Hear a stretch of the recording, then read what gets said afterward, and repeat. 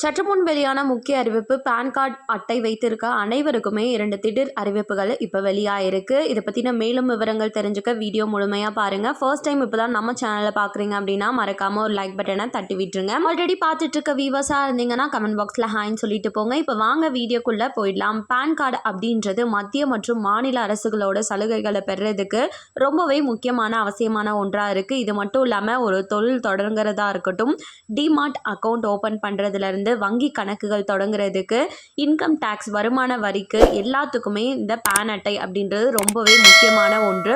இந்த நிலையில இப்ப இருக்க டிஜிட்டல் காலத்துல தொழில்நுட்பங்கள் எந்த அளவுக்கு வளர்ந்து வந்துட்டு இருக்கோ வேகமா, அதை விட தீமைகளும் வேகமா வளர்ந்து வந்துட்டு இருக்கு. சமீப காலமாகவே நம்ம தமிழகத்துல பாத்தீங்கன்னா நிறைய விதமான ஆன்லைன் மோசடிகள் அப்படின்றது நடைபெற்று வந்துட்டு இருக்கு. முக்கியமா பான் கார்டு, ஆதார் அட்டையை குறிவைத்தே கயவர்கள் நிறைய ஸ்கேம் பண்ணிட்டு வந்துட்டு இருக்காங்க. அதில் ஒன்று தான் பான் அட்டை. பான் கார்டில் இருக்கக்கூடிய டீட்டெயில்ஸை யூஸ் பண்ணி கடன் வாங்குறது போன்ற செயலில் ஈடுபட்டுட்டு வந்துட்டு இருக்காங்க. இதில் என்ன அதிர்ச்சி அப்படின்னா, பான் அட்டை உரிமையாளர் யாரோ அவருக்கே அந்த கடன் வாங்கியது தெரியாமல் போயிடுது. ஒன்ஸ் உங்களுக்கு அந்த எந்த லோன் ஆப்லேருந்து லோன் எடுத்திருக்காங்களோ அவங்களா காண்டாக்ட் பண்ணி சொன்ன பின்னாடி தான் உங்களுக்கு அந்த டீட்டெயிலே தெரிய வருது. ஸோ இந்த மாதிரியான ஸ்கேம்ஸ் நிறைய நடைபெற்று வந்துட்டுருக்கு நம்ம தமிழகத்தில்.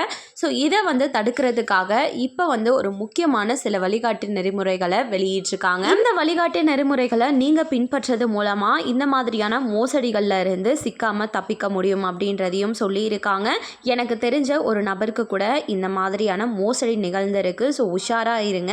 என்னென்ன வழிகாட்டு நெறிமுறைகள் அப்படின்னு ஃபர்ஸ்ட் பார்க்கலாம். பான் கார்டு டீட்டெயில்ஸை நிறைய ஆப்ஸில் போயிட்டு, நிறைய ஆப்ஸாக இருக்கட்டும், வெப்சைட்ஸாக இருக்கட்டும், நிறைய இணையதளங்களில் போயிட்டு பகிர்வதை, ஷேர் பண்ணுறதை ஸ்டாப் பண்ணிக்கோங்க. பான் கார்டு டீட்டெயில்ஸை யாருக்குமே முடிஞ்ச அளவு ஷேர் பண்ணாமல் இருக்கிறது பாதுகாப்புன்னு சொல்லியிருக்காங்க. நீங்கள் ஒரு ஜெராக்ஸ் எடுக்க போகிறீங்க அப்படின்னாலுமே உடனே அந்த பான் கார்டை வாங்கிட்டு வந்துடுறது ரொம்பவே நல்லது. கிரெடிட் ரிப்போர்ட்டை அப்பப்போ செக் பண்ணி பார்க்குறது ரொம்பவே நல்லது. ஏதாச்சும் கடன் எடுக்கப்பட்டிருக்கா, இல்லைனா அந்த கடனை நீங்கள் தான் எடுத்தீங்களா அப்படின்றத அப்பப்போ செக் பண்ணி பாருங்கள். அதில் ஏதாச்சும் ஒன்று சந்தேகப்படுற மாதிரி இருந்தாலுமே நீங்கள் உடனே கம்ப்ளைண்ட் பண்ண முடியும்.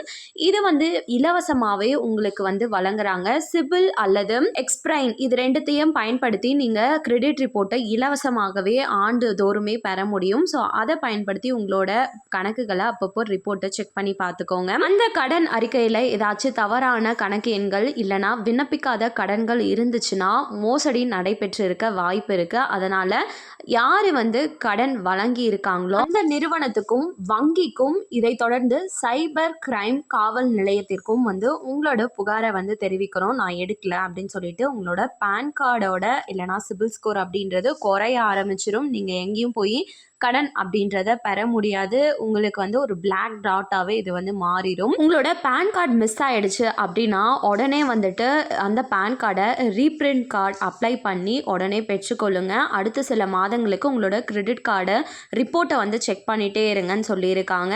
இது மட்டும் இல்லாமல் பான் கார்டுடன் இணைக்கப்பட்ட அனைத்து கணக்குகளுக்குமே ஒரு வலுவான பாஸ்வேர்டை பயன்படுத்தி யூஸ் பண்ணுங்க. எஸ்எம்எஸ் மற்றும் இமெயில் ஏதாச்சும் வருது அப்படின்னா அதை நோட் பண்ணுங்க.